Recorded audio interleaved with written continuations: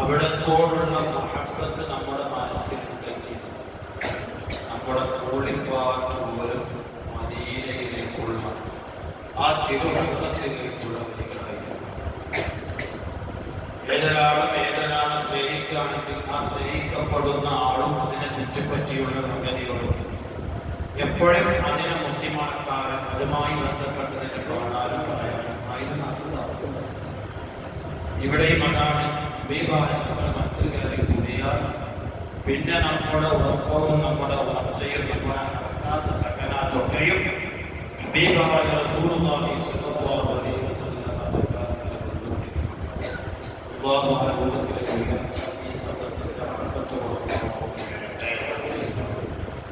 Cinema പാട്ടുകളും മറ്റുള്ള കൂടത്തിലുള്ള ഗാനങ്ങളും ഒക്കെ പാടി അതിങ്ങനെ മനസ്സിലേക്ക് ഇങ്ങനെ വന്ന് മലീനസമായി കിടക്കുന്ന നമ്മുടെ ഹൃദയം അത് കേൾക്കളയാൻ ഏറ്റവും നല്ലതാണ് മൗലിദിന്റെ വരികൾ.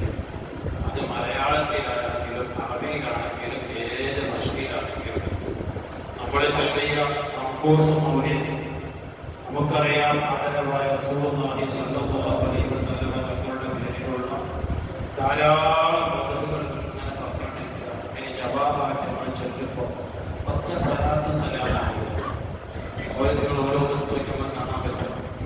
ഉദാഹരണമായിട്ട് സ്വലാത്തു അലൻ നബി വസ്സലാമു അലാ റസൂൽ സ്വലാത്തു സലാമു യാ റബ്ബി ബിൽ മുസ്തഫ ബല്ലിഗ് മഖാസിദന ദുനിയ യാ റബ്ബി സ്വല്ലി അലൻ നബി മുഹമ്മദ് ദുനിയ സ്വലാത്തു വതസ്ബീഹു വസിഖാതി നമ്മൾ അറിയാതെ പല സ്വലാത്തുകൾ ചൊല്ലാതെ അല്ലാഹു കബൂലാക്കി വേണ്ട.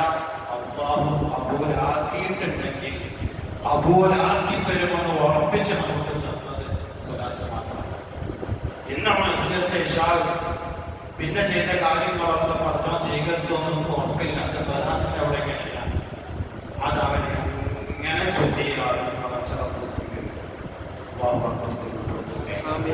അതുകൊണ്ട് സ്വലാത്ത് നമ്മളെ മഖ്ബൂസ് മൗലിദിന്റെ തുടക്കത്തിൽ നമ്മൾ ജവാബായി തന്നെ സ്വലാത്ത് അസ്സലാത്തു അലൻ നബി വസ്സലാമു അലാ റസൂൽ അഷ്ഫീഇൽ അബ്തഹി വൽ ഹബീബിൽ അറബി. അതിന്റെ ചെറിയൊരു വിവരണത്തിലാണ് ഇതോടെ കൂടി അവസാനിപ്പിക്കുന്നത്. നമുക്കറിയാം എല്ലാ ശൈഖിലും അസ്സലാത്തു അലൻ നബി നബി സല്ലല്ലാഹു അലൈഹി വസല്ലം തങ്ങളുടെ മേൽ അല്ലാഹുവിൽ നിന്നുള്ള സ്വലാത്താണ്. ആ ഒരൊറ്റ കാൽ വരി മതി ഒരുപാട് സമയം ഒരുപാട് വിഷയങ്ങൾ തിരഞ്ഞെടുക്കുക.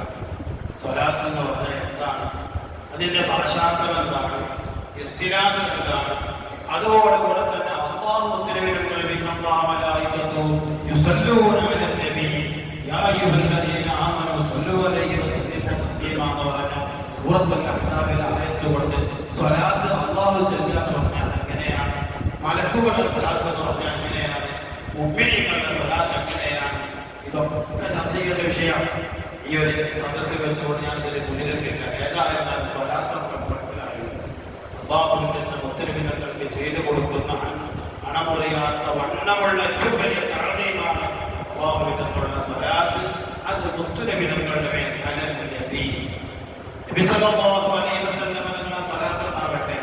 സ്വാഭാവികമായിട്ട് നമുക്ക് മുത്തരവിന്റെ പേര് അവിടെ പറഞ്ഞിട്ടില്ല.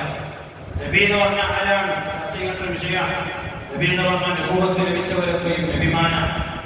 നബിമാന് 1,24,000 അഭിപ്രായം അല്ലെങ്കിൽ 2,24,000 ഏത് അഭിപ്രായം വെച്ച് നോക്കിയാലും നബി എന്നുള്ളത് ആദം നബി തൊട്ട് അഷ്റഫുൽ ഖൽഖ് മുഹമ്മദ് റസൂലുള്ളാഹി സ്വല്ലല്ലാഹു അലൈഹി വസല്ലം തങ്ങൾ വരെയുള്ള എല്ലാവർക്കും പറയാൻ പറ്റുന്നവരാണ് നബി. പക്ഷെ ഇവിടെ ഈ നബി എന്നുള്ളത് കൊണ്ട് മുഹമ്മദ് നബിയാണ് സ്വല്ലല്ലാഹു അലൈഹി വസല്ലം. അങ്ങനെ മനസ്സിലായി അസ്സലാത്തു അലൻ നബി. അന്നബി എന്നതിന് അലിഫിലാണ്, അത് മുത്തുനബിയിലേക്ക് പോവുകയാണ്.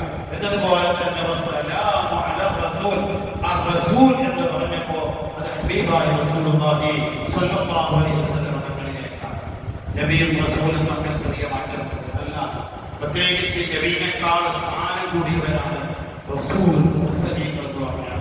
നമുക്കതറിയും അമ്പിയാക്കൾ എന്ന് പറഞ്ഞാൽ മറ്റെല്ലാവരെ കുറിച്ച് അമ്പിയ എന്ന് ആദ്യം നബി തൊട്ട് ഈ വന്ന എല്ലാ പ്രവാചകന്മാരും നബിമാരാണ്. പക്ഷെ ആ നബിമാരിൽ നിന്ന് ഒന്നുകൂടെ ശ്രേഷ്ഠതയുള്ളവരാണ് റസൂൽ മുർസലീങ്ങൾ എന്ന് അറിയപ്പെടുന്നത്. ആ മുർസലീങ്ങളിൽ നിന്ന് കടക്കെടുത്ത വിഭാഗമുണ്ട്. അവർക്ക് പിന്നെയും പേര് മാറ്റുന്നുണ്ട്. ഉലുൽ അസ്മി എന്ന പേരിലേക്ക് അവർ എത്തുന്നുണ്ട്. അതിന്റെ തൊട്ട് മുമ്പായി വിശുദ്ധ ഖുർആനിൽ പേരെടുത്ത് പറഞ്ഞ 25 നബിമാരുടെ പേരുണ്ട്. നിങ്ങൾ കടഞ്ഞെടുത്ത് ആ ഉലുൽ അസ്മകളിൽപ്പെട്ട 5 നബിമാരിൽ നിന്ന് 5 മുർസലീങ്ങളിൽ നിന്ന് ഖുർആൻ പേരെടുത്ത് പറഞ്ഞ ആ 25 നബിമാരിൽ നിന്ന് ഈ കടക്കെടുത്ത വലിയ സ്ഥാനമുള്ള ഈ 5 നബിമാരുടെ കൂട്ടത്തിലും അഷ്റഫുൽ ഖൽഖ് ഏറ്റവും വലിയ ശ്രേഷ്ഠതയുള്ള ആള്, സൃഷ്ടികളിൽ വെച്ച് ഏറ്റവും മഹോന്നതനായ ആള് എന്ന് പറയപ്പെടാൻ പറ്റുന്ന രൂപത്തിൽ അല്ലാഹു പടച്ച ഏതെല്ലാം സൃഷ്ടിയുണ്ടോ, മനുഷ്യനെന്നല്ല, മലക്കെന്നല്ല, ജിന്നെന്നല്ല, അർശെന്നല്ല, കുർസി എന്നല്ല, ലൗഹുൽ മഹ്ഫൂദ് അല്ല, എല്ലാം കൂടി ഖാലിഖായ പടച്ച റബ്ബ് കഴിഞ്ഞാൽ പിന്നെ ബാക്കിയുള്ളത് മഖ്ലൂഖാണ്. ആ മഖ്ലൂഖിന്റെ കൂട്ടത്തിൽ അഷ്റഫുൽ ഖൽഖ് എന്ന് വിശേഷിപ്പിക്കപ്പെടാൻ പറ്റുന്നത് ഹബീബായ റസൂലുള്ളാഹി സ്വല്ലല്ലാഹു അലൈഹി വസല്ലം. നമ്മുടെ ഭാഗ്യവാന്മാരാണ്. പറഞ്ഞ എന്തുപോലുള്ള ഭയം എന്റെ ഉള്ളിൽ കൊണ്ട് ഞാൻ ചോദിക്കുകയാണ്, നമ്മൾ ആരും മുത്തുനബിയുടെ കുടുംബത്തിൽ പെട്ടെന്ന് നാശിച്ചിട്ടെത്തിയതല്ല. നമ്മൾ ആരെങ്കിലും എത്തിയിട്ടുണ്ടാകും എന്റെ കുടുംബത്തിൽ വളർന്നില്ല. നമ്മൾ ജനിച്ചു വളർന്നപ്പോ മനസ്സിലായി എനിക്ക് വേണ്ടി നിയോഗിക്കപ്പെട്ട ഒരു പ്രവാചകൻ മുത്തുനബിയാണ്, അത് അവസാനത്തെ നബിയാണ്, അത് ഖാതിമുൻ നബിയ്യീനാണ്. അത് മനസ്സിലാക്കി ഓരോ ഉള്ളിൽ മുത്തുനബി സല്ലല്ലാഹു അലൈഹി വസല്ലം തങ്ങൾ സുദ്ദീഖുകളുടെ പടിയിൽ അവിടെ തലവെച്ച് കിടന്നപ്പോ കാലിനൊരു പാമ്പ് കുത്തിയത് നമുക്കറിയാം. ആ പാമ്പ് എന്തിനത് അവിടെ വന്നു, ആ പാമ്പ് എന്തിന് കൊത്തി, ചരിത്രം വിശദീകരിക്കുന്നത് അതിന്റെ അവസാനത്തെ ഭാഗത്ത് കാണുന്നുണ്ട്. ആ പാമ്പ് വെറുതെ വന്നതല്ല, തയ്യാറാക്കാൻ വന്നതല്ല. സുദ്ദീഖുകളെയും ബഹുമാനപ്പെട്ട മുത്തുനബിയെയും മനസ്സിലാക്കാത്ത പാമ്പല്ലായിരുന്നു അത്. അങ്ങനെ മനസ്സിലാക്കാത്തവരാരുമില്ല. അബൂലഹബ് പോലും മനസ്സിലാക്കിയിട്ടുണ്ട്. പക്ഷെ വിശ്വാസം മറ്റൊരു വിഷയമാണെങ്കിലും യഥാർത്ഥത്തിൽ എല്ലാ ജീവജാലങ്ങളും അറിയാം മുത്തുനബി തങ്ങൾ നബിയാണെന്നുള്ളത് സാക്ഷ്യം വഹിച്ചുകൊണ്ട് ശത്രുക്കളുടെ മുന്നിൽ ഉടുമ്പ് സാക്ഷ്യം വഹിച്ചിട്ടുണ്ട്, ഒട്ടകം സാക്ഷ്യം വഹിച്ചിട്ടുണ്ട്. എന്തെല്ലാം വസ്തുക്കളുണ്ടോ നേരെ നിൽക്കുന്ന ഈ കപ്പന പോലും ഹബീബായ റസൂലുള്ളാഹി സ്വല്ലല്ലാഹു അലൈഹി വസല്ലം തങ്ങളുടെ മുന്നിൽ അവിടുത്തെ നബിയാണ് സാക്ഷ്യം വഹിച്ചിട്ടുണ്ട്. അവിടുന്ന് ചവിട്ടിക്കേറി ഖുതുബ നിർവഹിച്ച മിമ്പർ അല്പമൊന്ന് പഴയതായപ്പോ മാറ്റിവെച്ചപ്പോ ഇനി അവിടുത്തെ തിരുവാദം എന്റെ മേലെ വരില്ലല്ലോ എന്ന് കരുതി ഒരു ഈത്തം തരുകുട്ടി കരഞ്ഞിട്ടുണ്ട് പള്ളിന്റെ ഉള്ളിൽ നിന്ന്. സ്വഹാബത്ത് വെക്കും എന്നതാണ് ചരിത്രത്തിലുള്ളത്. എല്ലാവർക്കും അറിയാം. പിന്നെ ബാബിന് അറിയാതിരിക്കുമോ, നബിതങ്ങളാണ് അറിയാം. പക്ഷെ അവിടെയാണ് വിഷയം. എന്തിന് സുജീകരണങ്ങൾ മുത്തുനബിതങ്ങളെ വ്യക്തിരാക്കിയിട്ട് ആ ഉള്ളിലേക്ക് കയറിയിട്ട് നബിതങ്ങളോട് ചോദിക്കാണ്, നബിയെ ഞാനൊന്ന് ഉള്ളിൽ കയറട്ടെ, ഏതെങ്കിലും വിയജന്തുക്കളോ വിഷമിക്കുന്ന എന്തെങ്കിലും അവസ്ഥ ഉണ്ടെങ്കിൽ അത് എനിക്ക് നേരിടട്ടെ. നമ്മൾ തിരിച്ചാൽ വരെ മുന്നിൽ നയിച്ചോളും പിന്നാലെ ഞങ്ങളുണ്ട്. അതിനകത്ത് മാമാടൊക്കെ നമ്മളെന്നെ വായിക്കോളൂ. നമ്മൾ പലപ്പോഴും ഇങ്ങനെ ചെയ്യാം, ഏതാവാർക്ക് മുന്നിൽ എന്ത് പ്രശ്നമാണെങ്കിലും അല്ല, മുത്തുനബിതങ്ങളെ മുന്നിലേക്ക് ചാടിക്കണം സുജീകരണങ്ങൾ. എന്നിട്ട് അവിടെ പൂർണ്ണമായി വൃത്തിയാക്കി, എന്നിട്ട് അവിടുത്തെ തുണിയെടുത്തിട്ട് വസ്ത്രമെടുത്തിട്ട് പിച്ച് ചീറ്റിയിട്ട് മാളങ്ങൾ അടച്ചു. ഇനി യാത്ര തടസ്സപ്പെട്ടു പോകും, ഔറത്ത് വെളിവാകുന്ന അവസ്ഥയിലെത്തിയപ്പോ സുജീകരണങ്ങൾ പണി അവസാനിപ്പിച്ചു. ഇനിയിട്ട് തുണി കുടിക്കാനില്ല, സ്വന്തം തുണിയാണ് ഈ കുടിക്കുന്നത്. ഇളത്ത വസ്ത്രം മാറ്റാൻ പറ്റുന്നില്ല. രാത്രി ഇനിയും പോകണം.